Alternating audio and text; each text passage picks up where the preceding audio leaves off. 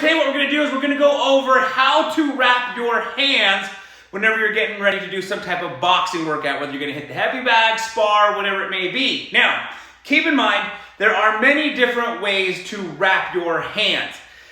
I've tried many different ways to wrap my hands, and the way I'm going to share and show you how to wrap your hands today is the way that I have found to be the most comfortable for my hands. So, basically, what we're going to do is we're going to start off with this hole right here by putting that through our thumb. Now, personally, what I like to do is I like to start by going over. I have seen people go under the wrist. They start off by going under.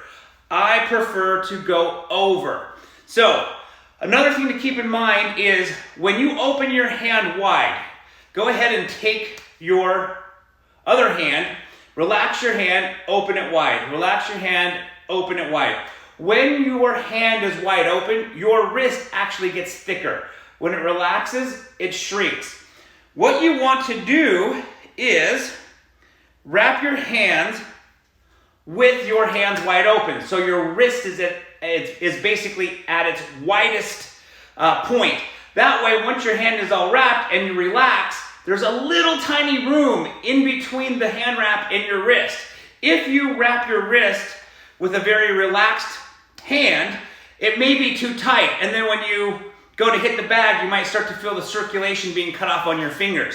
So what I like to do is open my hand wide, making my wrist as thick as possible so that when I relax it, again, there's a little bit of space in between the hand wrap and my wrist to prevent my circulation, the blood circulation, from getting cut off on my fingers. So, starting again over, put it over the thumb, and I'm going to go 3 times right here where the wrist bends. Right there where the wrist bends. Because what I want to do is, I want to create like a cast.